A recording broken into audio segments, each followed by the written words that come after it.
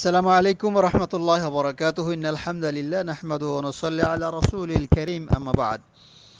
সম্মানিত ভাই ও বোনেরা, আমরা 3 পৃষ্ঠায় এটা তাওহীদুর রুবুবিয়্যার চ্যাপ্টারে জানবো এখন যে পূর্ব যুগে তথা রাসূল সাল্লাম যে যুগে নবুয়ত পেয়ে এসেছিলেন, নবুয়ত নিয়ে এসেছিলেন আল্লাহর পক্ষ থেকে, তখনকার কাফেররা, কুরাইশরা, এরা তাওহীদে রুবুবিয়্যার স্বীকৃতি দিয়েছিল। অথচ তারপরও রসুল সাল্লাহ সাল্লাম তাদের তাদেরকে মুসলিম হিসেবে গ্রহণ করেন, তাদের বিরুদ্ধে লড়াই করেছেন, যুদ্ধ বিগ্রহ করেছেন। কেন? এই বিষয়গুলো আমরা এখন জানবো ইনশাআল্লাহ। এরপরে প্রথমত তাওহীদে রুবুবিয়া, মানে এগুলোর যখন বিস্তারিত আলোচনা শুরু হচ্ছে, কি বলা হয়েছে যে প্রথমত তাওহীদে রুবুবিয়া, মানে তাওহীদে রুবুবিয়ার এখন ব্যাখ্যা করা হবে। অর্থাৎ রবের ক্ষেত্রে আল্লাহর একত্ববাদ বলতে আমরা কি বুঝি। চলুন তাওহীদে রুবুবিয়ার সংজ্ঞা জেনে নেই। সংজ্ঞা হলো, তাওহীদে রুবুবিয়া হলো, আরবিতে বলা বলা হয় যে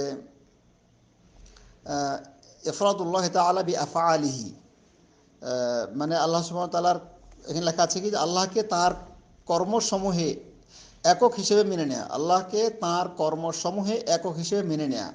মানে আল্লাহকে আমরা মেনে নেব বা বিশ্বাস করব কিভাবে, যে তার কিছু কর্ম আছে, ওই কর্মসমূহে তিনি এক, মানে ওই কর্মগুলো তিনি একাই করেন, অন্য কেউ করে না, অন্য কেউ করতে পারে না। আল্লাহর কর্ম কি?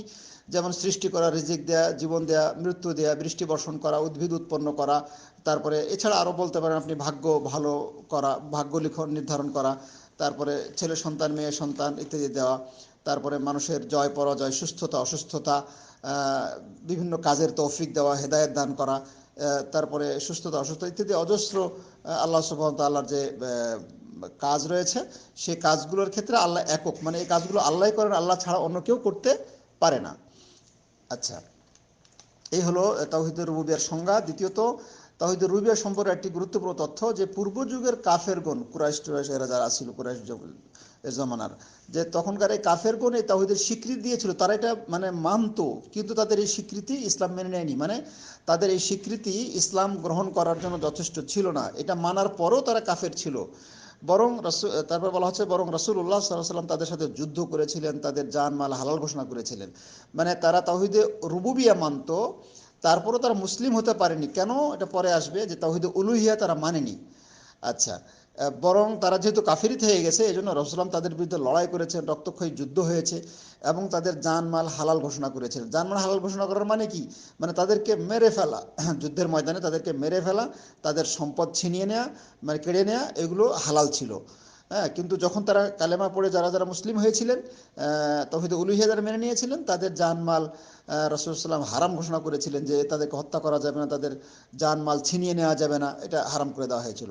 এবার আমরা আলোচনা করব যে তখনকার কাফেররা যে তাওহীদুর রুবুবিয়্যা স্বীকৃতি দিত, মানতো, তার দলিল কি? তার দলিল অজস্র আয়াত রয়েছে কালামে পাকের মধ্যে। আল্লাহ সুবহানাহু ওয়া তাআলা বলছেন এক জায়গায় যে ওয়ালা ইন সাআলতাহুম মান খালাকাস সামাওয়াতি ওয়াল আরদ লা ইয়াকুলুন্না আল্লাহ। আপনি যদি তাদেরকে জিজ্ঞেস করেন যে আসমান জমিন কে সৃষ্টি করেছে, তখন তারা অবশ্যই বলবে যে আল্লাহ।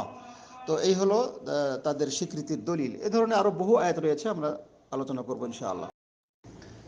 সম্মানিত ভাই বোনেরা, এখানে বলা হয়েছে পূর্বযুগের কাফেরগণ এই তাওহীদের স্বীকৃতি দিয়েছিল, কিন্তু তাদের এই স্বীকৃতি ইসলাম মেনে নেয়নি। বরং রাসূলুল্লাহ সাল্লাল্লাহু আলাইহি ওয়াসাল্লাম তাদের সাথে যুদ্ধ করেছিলেন এবং তাদের জানমাল হালাল ঘোষণা করেছিলেন। দলিল হলো আল্লাহ সুবহানাহু ওয়া তাআলার বাণী, ওয়ালা ইন সাআলতাহুম মান খালাকাস সামাওয়াতি ওয়াল আরদা লা ইয়াকুলুন্না আল্লাহ। এবং যদি তাদেরকে প্রশ্ন করেন যে কে সৃষ্টি করেছে আসমান এবং জমিন, তবে অবশ্যই তারা বলবে আল্লাহ। সূরা সূরা রুম 30 নম্বর আয়াত, না সূরা লোকমান 25 এবং সূরা জুমার 38 নম্বর আয়াতে এই আলোচনা উল্লেখ আছে। সম্মানিত ভাই বোনেরা, এখানে প্রশ্নটা হলো যে তাওহীদে রুবুবিয়্যা তো একটা তাওহীদের একটা অংশ। একটা মানুষ যদি অন্য কিছু না মানে শুধুমাত্র তাওহীদে রুবুবিয়্যাই মেনে চলে বা গ্রহণ করে, তাহলে তাহলে ইসলামের কোন পর্যায়ে সে আসবে? তাকে আমরা মুসলিম স্বীকৃতি, মুসলমানদের কাতারে তাকে জায়গা দিতে পারি কিনা, বা এই ব্যক্তি মুসলমানের কাতারে জায়গা পাবে কিনা? সে শুধুমাত্র কি করে? তাওহীদ রুবুবিয়্যা মানে। তাওহীদ রুবুবিয়্যা মানে বলতে সে কঠোরভাবে বিশ্বাস করে যে আল্লাহই সৃষ্টিকর্তা, একমাত্র আল্লাহই রিজিক দাতা, একমাত্র আল্লাহই মৃত্যু এবং জীবন এবং মৃত্যু দানকারী, একমাত্র আল্লাহ সুবহানাহু ওয়া তাআলাই বৃষ্টি এবং উদ্ভিদ ফসল ইত্যাদি দানকারী, তাহলে সে তার পজিশনটা কি হবে? তো এর উত্তর হলো যে তদানীন্তন কাফের মুসলমানরা, মুশরিকরা, কুরাইশের লোকেরা এই স্বীকৃতি দিয়েছিল, তারা তাওহীদুর রুবিয়া মানত। মানে কাফেররাও মুশরিকরাও এই তাওহীদুর রুবিয়া মানত, এতে তাদের দ্বিমত ছিল না। দলিল হলো যে যে আয়াতটি পাঠ করলাম। তার মানে এখানে জিজ্ঞেস করা হচ্ছে যে হে রাসূল, আপনি তাদেরকে জিজ্ঞেস করেন, যদি জিজ্ঞেস করেন যে আসমান জমিন কে সৃষ্টি করেছে, তখন তারা বলবে না যে মানে তাদের দেবতা, তাদের মূর্তি বা জিনে বা অলিয়া অলিয়া কেউ সৃষ্টি করেছে, এটা বলবে না। তারা অবশ্যই অবশ্যই বলবে যে আল্লাহ সৃষ্টি করেছেন। তাহলে সৃষ্টির ক্ষেত্রে আল্লাহকে একক তারা জানে, বলে এবং মানে, বিশ্বাস করে। তো এই যে তারা রুবুবিয়াতের স্বীকৃতি দেয় কাফেরদের, এখানে তো একটি আয়াত দেওয়া হয়েছে, আমি আপনাদেরকে আরো কয়েকটি আয়াত সংগ্রহ করে দিচ্ছি ইনশাআল্লাহ, যাতে দেখা যাবে যে কাফেররা, তারা কাফের ছিল কিন্তু আল্লাহর রুবুবিয়াত সম্পর্কে তারা কত মানে ক্লিয়ার ধারণা রাখতো। আল্লাহ সুবহানাহু ওয়া তাআলা সূরা ইউনূসের ৩১ নম্বর আয়াতে বলছেন, কুল মান ইয়ারযুকুকুম মিনাস সামাই ওয়াল আরদ, আপনি তাদেরকে জিজ্ঞেস করুন যে আসমান এবং জমিন থেকে তোমাদের রিজিক কে দেয়। আম্মা ইয়ামলিকুস সামআ ওয়াল আবসার, তোমাদের শ্রবণ শক্তি এবং দর্শন শক্তির মালিকানা কে রাখেন। ওমাই ইউখরিজুল হাইয়্যা মিনাল মাইয়িত, এবং জীবন থেকে মৃত কে বের করে। ওমাই ইউখরিজুল মাইয়িতা মিনাল হাইয়্য, এবং মৃত থেকে জীবিত কে বের করে। ওমাই ইউদাব্বিরুল আমর, মানে সমগ্র বস্তু নিচয়কে, সমগ্র পৃথিবীকে কে পরিচালনা করে, কে কন্ট্রোল করে, কে পরিচালনা করে। তো ফাসায়াকুলুনা আল্লাহ, তারা বলবে কি যে আল্লাহ, এগুলো সব আল্লাহ করেন, তাদের বিশ্বাস দেখেন। ফাকুল আফালা তাত্তাকুন, আপনি এবার বলুন তোমরা আল্লাহকে ভয় করবে না। এমনিভাবে সূরা মুমিনুনের আয়াতগুলো দেখুন, এখানে আল্লাহ সুবহানাহু ওয়া তাআলা বলছেন, কুল, হে রাসূল আপনি বলুন কাফেরদেরকে যে লিমানিল আরদ, এই জমিন কার, ওমান ফিহা, এবং এর মধ্যে যা কিছু রয়েছে এগুলো কার, ইন কুনতুম তা'লামুন, যদি তোমরা জানো তাহলে বলো। আল্লাহ বলছেন সায়াকুলুনা লিল্লাহ, তারা অবশ্যই বলবে যে এগুলো সব হলো আল্লাহর। সুবহানাল্লাহ। কুল আফালা তাযাক্কারুন, আপনি বলুন যে তাহলে তোমরা কি উপদেশ গ্রহণ করবে না। তারপরে আল্লাহ সুবহানাহু ওয়া তাআলা আরো বলছেন, কুল মার রাব্বুস সামাওয়াতিস সাবঈ ওয়া রাব্বুল আরশিল আযীম, আপনি ওদেরকে জিজ্ঞেস করুন যে ৭ আসমান এবং আরশের অধিপতি বা রব বা মালিক কে। সায়াকুলুনা লিল্লাহ, তারা বলবে যে আল্লাহ, এগুলো সবগুলো আল্লাহর মালিকানা। কুল আফালা তাত্তাকুন, আপনি ওদেরকে বলুন যে তোমরা কি আল্লাহকে ভয় করবে না। তারপরে আরো আল্লাহ সুবহানাহু ওয়া তাআলা বলছেন, হে রাসূল আপনি ওদেরকে জিজ্ঞেস করুন যে কুল মান বিয়াদিহি মালাকুতু কুল্লি শাইইন ওয়া হুয়া ইউজিরু ওয়া লা ইউজারু আলাইহি ইন কুনতুম তা'লামুন, আপনি বলুন যে সবকিছুর একচ্ছত্র কর্তৃত্ব কার হাতে, তিনি আশ্রয় দেন, তার উপর কোনো আশ্রয়দাতা নেই, তোমরা যদি জানো তাহলে বলো।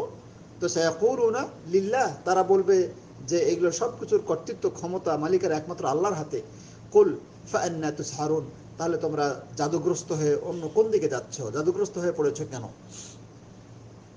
তাহলে আমরা এই আলোচনাগুলো থেকে আমরা একটা জিনিস দেখতে পাই যে আল্লাহ তদানীন্তন কাফের লোকেরা, মুশরিক লোকেরা, তারা রুবুবিয়াতের ব্যাপারে তারা মানে আমরা টোটালি বলতে পারি, এক কথায় বলতে পারি, তারা রুবুবিয়া মানতো। হ্যাঁ, কিছু কিছু কম বেশি থাকতেই পারে বা ছিল, একদম যে ১০০-তে ১০০ই মানতো তা বলছি না, কিন্তু তারা মানতো, রুবুবিয়া মানতো। ঘটনা হলো যে যারা এগুলো মানতো, এগুলো মানার কারণে রাসূল সাল্লাল্লাহু আলাইহি ওয়াসাল্লাম তাদের সাথে কি আচরণ করেছেন, কোনো মানে ভালো আচরণ, মানে রাসূল সাল্লাল্লাহু আলাইহি ওয়াসাল্লাম তাদেরকে মুসলিম বলে স্বীকৃতিই দেন নাই। মুসলিম বলে স্বীকৃতি দেন নাই। তারা আল্লাহ সম্পর্কে এত ডিটেলস ধারণা, এত সুন্দর ধারণা, পরিষ্কার ধারণা রাখতো, তারপরও ইসলামে তাদের কোনো স্থান পায় নাই, তাদের স্থান হয় নাই। বরং রাসূল সাল্লাল্লাহু আলাইহি ওয়াসাল্লাম তাদেরকে কাফের ঘোষণা দিয়েছেন, তাদের বিরুদ্ধে বদর, ওহদ, খন্দক বিভিন্ন যুদ্ধে লড়াই করেছেন, তাদের জানমাল হালাল করে নিয়েছেন। মানে কি, তারা যদি কালেমা পাঠ না করে অথবা মুসলমানদের কাছে আত্মসমর্পণ না করে, তাহলে তাদেরকে হত্যা করা এবং তাদের জানমাল ছিনিয়ে নিয়ে মুসলমানদের কোষাগারে, বাইতুল মালে জমা করা, এই ফয়সালা রাসূল সাল্লাল্লাহু আলাইহি ওয়াসাল্লাম দিয়েছিলেন আল্লাহ সুবহানাহু ওয়া তাআলার পক্ষ থেকে। তাহলে একটা জিনিস বোঝা যাচ্ছে যে কোনো মানুষ যদি তাওহীদের রুবুবিয়ার ব্যাপারে মানে শুধু তাওহীদের রুবুবিয়া মানে, তাহলে তাকে মুসলিম হিসেবে স্বীকার করা যাবে না। কেন, তার কারণটা পরে আসবে। সেটা হলো যে তারা উলুহিয়া মানে নাই, তাওহীদুল উলুহিয়া মানে নাই, তার কারণে তাদেরকে স্বীকার মানে তাদেরকে মুসলিম হিসেবে স্বীকৃতি দেওয়া যাচ্ছে না। তো তাহলে এখন আমাদের উলুহিয়া না মানার কারণে একটা মানুষকে যদি শুধু রুবিয়ার মাধ্যমে মুসলিম বলে বিচার করা না যায়, তাহলে আমাদের সমাজে আমরা আসি এবার, যে আমাদের সমাজে একটা মানুষ দেখছি যে সে আল্লাহকে সৃষ্টিকর্তা, রিজিকদাতা, তারপরে আল্লাহ সুবহানাহু ওয়া তাআলাকে কি বলে যে সর্বময় ক্ষমতার অধিকারী ইত্যাদি সব স্বীকার করছে, কোনো আপত্তি নাই। কিন্তু ইবাদতের সময় দোয়া করছে মাজারে গিয়ে, মান্নত করছে কোনো পীরের কাছে মাজারে গিয়ে, সেজদা করছে কোনো পীরকে বা কোনো মাজারকে, কবরকে, অথবা কোনো শাসককে তারা মানে কি করছে, বিধানদাতা হিসেবে গ্রহণ করছে বা বিশ্বাস করছে, তাদেরকে তাদের মানে রবের আনুগত্য করার মতো করে শাসকের আনুগত্য করছে, বা আল্লাহকে ভয় করার মতো করে পীর সাহেবকে, অলিয়া উলিয়াদেরকে, জিনকে ইত্যাদি দিকে ভয় করতেছে। তাহলে এই যে একটা অবস্থা, মানে রুবুবিয়ারা ঠিকই মানছে, কিন্তু এদের পদে পদে উলুহিয়ার ক্ষেত্রে আল্লাহকে মানছে না বা আল্লাহর একত্ব তারা মানছে না। এই ক্ষেত্রে আমরা এদেরকে কি বলবো? এই ক্ষেত্রে রাসূল সাল্লাল্লাহু আলাইহি ওয়াসাল্লাম ওই সময়কার লোকদেরকে যেমন মুসলিম বলে স্বীকার করেননি, এই সমাজের লোকেরাও এই কাজগুলো করার কারণে তাদের ইসলাম টিকবে না, তাদের মুসলমান তো টিকবে না। হ্যাঁ, তাদের পাসপোর্টে, তাদের ভোটার আইডিতে মুসলিম লেখা থাকবে, কিন্তু তাওহীদে উলুহিয়া না মানার কারণে শুধু রুবুবিয়া দিয়ে মুসলমান হওয়া যাবে না, এদের মুসলমান তো টিকবে না। কারণ আল্লাহ সুবহানাহু ওয়া তাআলা সৃষ্টিকর্তা, রিজিক দাতা, তারপর লালন পালনকারী, প্রতিপালনকারী, এগুলো মানলেই যদি একটা মানুষ মুসলিম হয়ে যেত, তাহলে তখনকার আবু জাহাল আমাদের থেকে আরও আগে আরও উন্নত মুসলিম স্বীকৃতি পেত, আবু লাহাবও স্বীকৃতি পেত, তখনকার ওতবা সাহেবা তারাও মুসলিমের স্বীকৃতি পেত, কারণ তারা স্বীকার করেছে, কোরআনের ঘোষণা, তারা স্বীকৃতি দিয়েছে যে আল্লাহ সুবহানাহু ওয়া তাআলা সৃষ্টিকারী, তিনি রিজিকদাতা, তিনি বরকত দানকারী, হেদায়েত দানকারী, কেবলমাত্র তিনি, এটা তাদেরও বিশ্বাস ছিল। তাহলে মুসলিম যদি এগুলোর মাধ্যমে হয়ে থাকে, তাহলে তারাও মুসলিম হয়ে যাবে। আজকে আমাদের সমাজে আমরা দেখব যে তাওহীদুর রুবুবিয়ার বহু আলোচনা আমাদের সমাজগুলোতে হয়ে থাকে, যে সারা পৃথিবীর মানুষকে কে খাওয়াচ্ছে, কে পড়াচ্ছে, কে ফসল ফলাচ্ছে, এই আলোচনাগুলো আমাদের বিভিন্ন মসজিদে মসজিদে দল বেঁধে বহু আলোচনা হচ্ছে, আলহামদুলিল্লাহ। কিন্তু এটার যে সেকেন্ড স্টেপ, সেটা কিন্তু হচ্ছে না। আর সেটা কি, যে এবাদত শুধুমাত্র আল্লাহর জন্যই হতে হবে, আল্লাহর জন্য কারোর জন্য এবাদত করা যাবে না, এই স্টেপটার আলোচনা খুবই কম। আর এটা আলোচনা করতে গেলেই দ্বন্দ্ব এবং সংঘাত লাগবে। আল্লাহ আমাদের বোঝার তৌফিক দান করুন। আসসালামু আলাইকুম ওয়া রাহমাতুল্লাহি ওয়া বারাকাতুহু। ইন্নাল হামদালিল্লাহ, আলহামদুলিল্লাহি ওয়াহদা, ওয়াস সালাতু ওয়াস সালামু আলা মান লা নাবিয়্যা বা'দা, আম্মা বা'দ। সম্মানিত দিনী ভাই বোনেরা, আজকের আলোচ্য বিষয় হলো 12 পৃষ্ঠায় তাওহীদুর রুবুবিয়্যা এবং ফিতরাত। তাওহীদুর রুবুবিয়্যা আমরা আলোচনা করে এসেছি যে আল্লাহকে তার কর্মে এক ও অদ্বিতীয় হিসেবে বিশ্বাস করা, দৃঢ়ভাবে বিশ্বাস করা। আর ফিতরাত কি? ফিতরাত কথাটার মানে হলো স্বভাব। স্বভাব বলতে আমরা বুঝি যে যেটা কারো প্রভাবে হয় না, যেটা নিজে নিজে নিজে হয়, বা নিজে নিজে মানে কি, আল্লাহ তো অবশ্যই হুকুমদাতা, আল্লাহর ইচ্ছার বাইরে তো কিছু হয় না। তো এছাড়া মানুষের কারো প্রভাবে সেটা হয় না। যেমন নদীর বৈশিষ্ট্য হলো চলমান থাকা, পানির বৈশিষ্ট্য হলো তরলতা, আগুনের বৈশিষ্ট্য হলো উত্তপ্ততা এবং গরম হওয়া বা মানুষকে পুড়িয়ে দেওয়া, মানে কিছুকে পুড়িয়ে দেওয়া, এগুলো হলো বৈশিষ্ট্য। তো এরকমভাবে সব কিছুরই এক একটা বৈশিষ্ট্য আছে। মানুষকে আল্লাহ সুবহানাহু ওয়া তাআলা একটা বৈশিষ্ট্য দিয়ে সৃষ্টি করেছেন, মানে দুনিয়াতে পাঠিয়েছেন। সন্তান ভূমিষ্ঠ হলেই এই বৈশিষ্ট্য তার কাছে আল্লাহ প্রদত্তভাবে থাকে, কোনো হুজুরের মাধ্যমে, কোনো আলেমের মাধ্যমে বা কোনো শেখের মাধ্যমে এই বৈশিষ্ট্যটা গড়ে ওঠে না, এটা আল্লাহ প্রদত্ত। হ্যাঁ, এটাকে বলা হয় ফিতরাত বা স্বভাব। এই স্বভাবটা কি? সেই স্বভাবটা হলো তাওহীদুর রুবুবিয়্যাকে মেনে নেওয়া। তাওহীদুর রুবুবিয়্যাকে মেনে নেওয়া, এই ফিতরাতটা দিয়ে, এই স্বভাবটা দিয়ে আল্লাহ সুবহানাহু ওয়া তাআলা প্রত্যেকটা নবজাত শিশুকে দুনিয়াতে পাঠান। যখন মায়ের পেট থেকে একটা সন্তান ভূমিষ্ঠ হয়, তখন এই বৈশিষ্ট্যটা তার মধ্যে থাকে। সেটা কেউ তাকে দেখ আর না দেখ, আল্লাহ সুবহানাহু ওয়া তাআলাকে রব হিসেবে মেনে নেওয়ার প্রবণতা বা স্বভাব নিয়েই সে পৃথিবীতে আসে। আল্লাহ সুবহানাহু ওয়া তাআলা বলছেন, ফাকিম ওয়াজহাকা লিদ-দীনি হানিফা ফিতরাতাল্লাহ আল্লাতী ফাতারান নাস আলাইহা লা তাবদীলা লিখালকিল্লাহ। অথবা তুমি একনিষ্ঠভাবে সেই ধর্মের দিকে ধাবিত হও যেটা মেনে নেওয়ার ফিতরাতের উপরে মানুষকে, আল্লাহ সুবহানাহু ওয়া তাআলা মানুষকে সৃষ্টি করেছেন। আল্লাহর সৃষ্টির মধ্যে কোনো পরিবর্তন নেই। তাহলে এখানে আল্লাহ সুবহানাহু ওয়া তাআলা ওই ধর্ম, ওই ধর্মের দিকে ধাবিত হতে বলছেন, ধর্ম গ্রহণ করতে বলছেন, যে ধর্মটাকে মানে ফিতরাত বানিয়ে আল্লাহ সুবহানাহু ওয়া তাআলা মানুষকে সৃষ্টি করেছেন। মানুষকে সৃষ্টি মানে সৃষ্টির সময় এটা এই ধর্মটাকে দিয়ে দিয়েছেন। আর সেটা কি? আর সেটা হলো আল্লাহ সুবহানাহু ওয়া তাআলাকে রব হিসেবে মেনে নেওয়ার বৈশিষ্ট্য। আর এই ধর্ম বলতে এটা বোঝানো হচ্ছে যে আল্লাহ সুবহানাহু ওয়া তাআলাকে রব হিসেবে মেনে নেওয়ার বৈশিষ্ট্য। এটা শুধু মুসলিমদের সন্তানরা মেনে নেবে ব্যাপারটা এরকম নয়। হিন্দু, খ্রিস্টান, বৌদ্ধ, পৃথিবীর যত নবজাত শিশু আছে তারা জন্মগতভাবে এই বৈশিষ্ট্য পেয়ে আসে, তারপরে সেটা পরিবর্তন হয় অন্যের প্রভাবে বা অন্যের কারণে। তাহলে আল্লাহকে মেনে নেওয়ার প্রবণতাটা এটা কেউ দেয় না, এটা স্বভাবগতভাবে পায়, আল্লাহ প্রদত্তভাবে পায়। কিন্তু অন্য দিকে যাওয়া এটা একাকী যায় না বা অটোমেটিকভাবে যায় না, কেউ না কেউ তাকে কনভার্ট করে অন্যদিকে, তাই সে যায়। সুতরাং আল্লাহর প্রভু থেকে মেনে নেওয়াটা মানুষের সৃষ্টিগতভাবে একটি স্বাভাবিক বৈশিষ্ট্য। আর তার সাথে অন্য কিছুকে শরিক করা একটি মানে উপসর্গ বা নতুন ঘটনা। তার মানে হলো যে শিরিক করাটা হলো অন্য কারো প্রভাবে হয়ে থাকে, মানে অটোমেটিকভাবে বা স্বাভাবিকভাবে অন্য ধর্মে কোনো সন্তান যাবে না।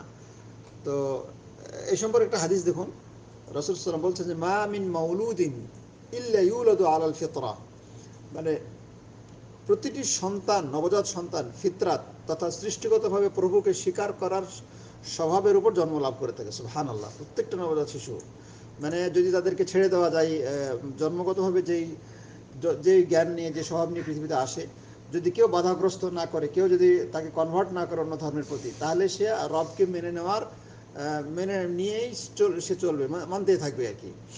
আচ্ছা, তারপরে বিভ্রান্তটা কেন হয়? ফাআবাওয়াহু ইউহাউবিদানিহি ওয়া ইউনাসসিরানিহি আও ইউমাজ্জিসানিহি, অতঃপর তার বাবা মা তাকে ইহুদি বানায়, বাবা মা তাকে খ্রিস্টান বানায়, অথবা তাকে অগ্নিপূজক বানায়, মানে মুশরিক বানায় আর কি। তাহলে অন্য ধর্মে কনভার্ট করে কিন্তু বাবা মা বলতে অনেক বাবা মা অন্য ধর্মের হলে তারা নিয়ে যায়। বাবা মা আক্ষরিক অর্থে বাবা মা ছাড়াও তার সামাজিকতা, তার তার হলো শিক্ষা দীক্ষা, তার বন্ধুবান্ধব, তার শিক্ষক, তার শাসক, এরা বিভিন্ন মানুষই কিন্তু এই ভূমিকা পালন করে একটা মানুষকে বখাটে বানাতে, একটা মানুষকে মানে মদারু বানাতে, একটা নারীকে বেপর্দা বানাতে। অনেকেরই ভূমিকা থাকে, কিন্তু আল্লাহ সুবহানাহু ওয়া তাআলা তাকে এইভাবে সৃষ্টি করেননি। আল্লাহ সুবহানাহু ওয়া তাআলা রবকে মেনে নেওয়ার প্রবণতা দিয়ে তাকে সৃষ্টি করেছেন। রাসূল সাল্লাল্লাহু আলাইহি ওয়াসাল্লাম এই হাদিসের মধ্যে একটা উদাহরণ দিচ্ছেন, কামা তুনতাজুল বাহিমাতু বাহিমাতান জামআ, তার মানে কি, যেমন একটি পশু আরেকটি সুস্থ পশুকে ভূমিষ্ঠ করে। তার মানে একটা পশু যখন জন্মগ্রহণ করে, তখন সে একটা পশু আর একটা সুস্থ পশুকেই ভূমিষ্ঠ করে আর কি। আচ্ছা, তারপরে রাসূলুল্লাহ বলছেন যে হাল তুহিসুনা ফিহা মিন জাদআ,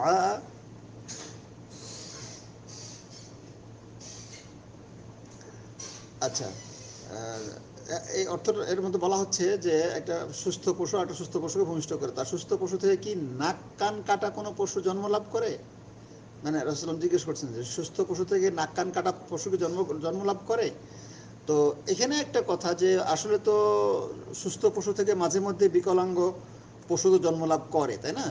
মাঝে মধ্যে তো বিকলাঙ্গ পশু জন্ম লাভ করে, এটার কথা বলা হচ্ছে না এখানে।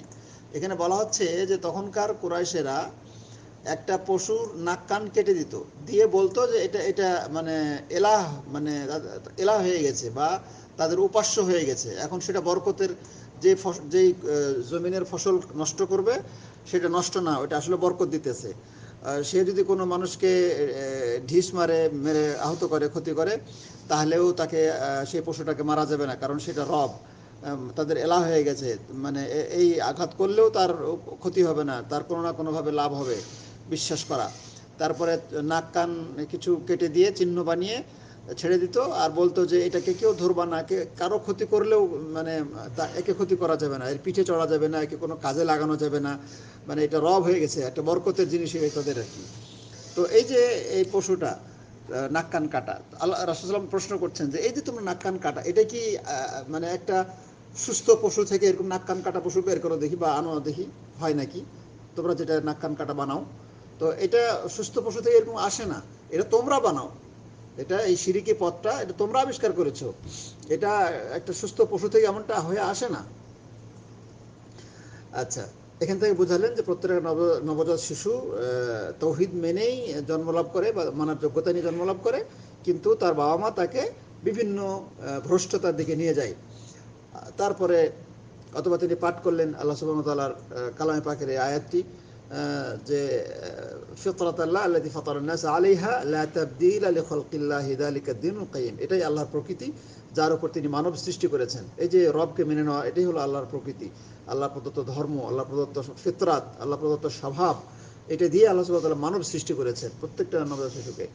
আল্লাহর সৃষ্টির কোনো পরিবর্তন নেই। এখানে আল্লাহর সৃষ্টির কোনো পরিবর্তন নেই কথাটার মানে কি? এটা যদিও সৃষ্টির, কিন্তু এটার তাফসির আমরা নিজেরা যদি করি তাহলে বুঝবো না। এটার তাফসির সাহাবায়ে কেরাম কি করেছেন? সাহাবায়ে কেরাম এটা তাফসির করেছেন যে লা তাবদীলা, আল্লাহর সৃষ্টির কোনো পরিবর্তন নেই, দিয়ে আল্লাহ সুবহানাহু ওয়া তাআলা বুঝিয়েছেন যে আল্লাহর আহকামের, আল্লাহর বিধিবিধানের মধ্যে কোনো পরিবর্তন নেই। আল্লাহ যে বিধান দেন সেটাই সঠিক, এবং সেটা আমাদের মানতে হবে। যুগে যুগে আল্লাহ সুবহানাহু ওয়া তাআলার বিধানগুলোর মধ্যে কোনো বৈপরীত্য নেই আর কি। এটাই আল্লাহর সরল ধর্ম এবং শাশ্বত জীবন ব্যবস্থা। তো এই হাদিস থেকে যেটা বোঝা গেল যে প্রত্যেক ধর্মেরই প্রত্যেক নবজাত শিশুই রবকে মেনে নেওয়ার প্রবণতা নিয়ে, স্বভাব নিয়ে জন্মগ্রহণ করে। তারপরে তার বাবা মা, তার সামাজিকতা, শিক্ষা ব্যবস্থা ইত্যাদি এরা কি করে, তাকে পথভ্রষ্ট করে অন্য ধর্মে নিয়ে যায়।